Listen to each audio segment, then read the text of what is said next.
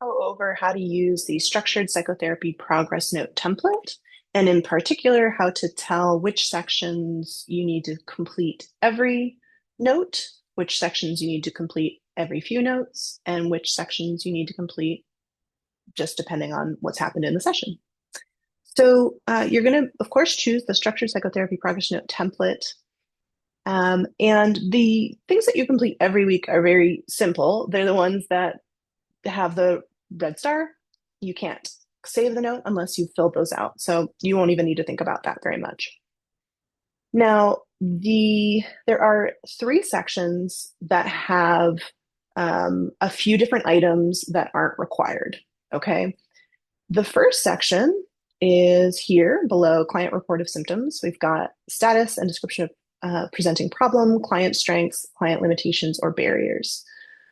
This section is these three items are ones that you have to fill out once every few weeks. So I've designed this such that you're going to complete one line 1 week. The next week, you're going to delete that line and go to the next line, fill that one out. The next week, you're going to delete that line and go to the next line, fill it out, and then start back over again the fourth week. Okay. So these don't need to each be completed every week. I'm going to go ahead and show you that. We're going to load the last note for Nashika, who is my cat. So I'm going to go ahead and come down to that section where it's not required. Last week, we had lots of meowing under descriptions of presenting problem. We're going to delete that. And this week, we're going to write down client strengths. Very assertive, knows how to rest and rejuvenate. Great. Let's pretend that we're actually on the next week and you've regenerated the last note and this pops up. You would just delete that and then you move on to client limitations or barriers, impatient about lack of levels and food. Okay, so I think you get the idea. The fourth week, you delete that and start back over again up at status of description and descriptions of presenting problem. Great. So we're going to move on to this next section, interventions. This is required, so you will definitely do it. Next section, patient behavior and mood, progress and treatment plan updates, and homework assigned. This is another grouping of items that each one needs to be completed every few weeks. So you're going to do the same thing as before. So we reloaded the note from last time. It says still, unless food was present, fickle mood. We're going to delete that and we're going to fill out the progress treatment plan updates. Okay. Client is making progress towards their goals. I'm going to put some details here. I actually often like to use the treatment progress feature over here. And this requires that you have a treatment plan recorded. But let's just do this.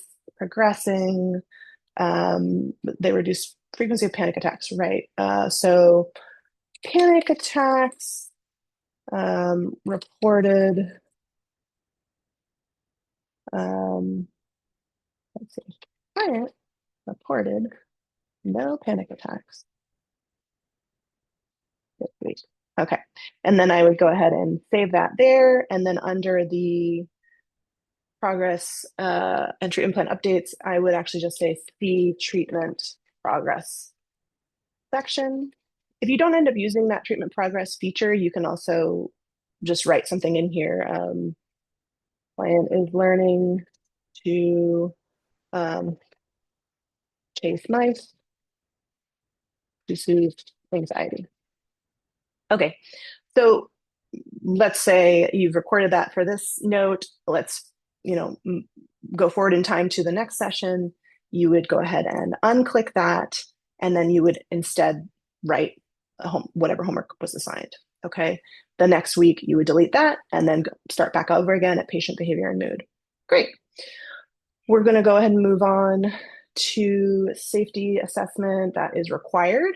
And then we jump right back into another section where these three items are, they're not required every few weeks. They're required if they happen.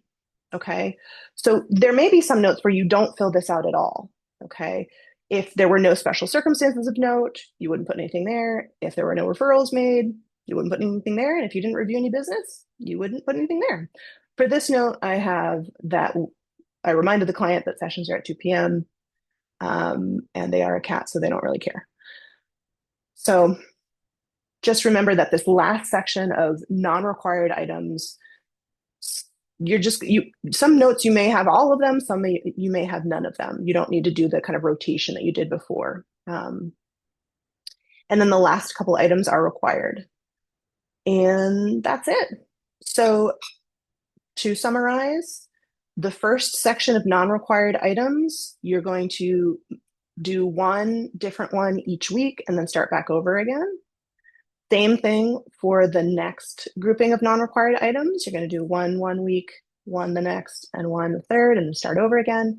And then that last grouping of non-required items, you just fill them out if they happen. Let me know if you have any questions, and happy note taking.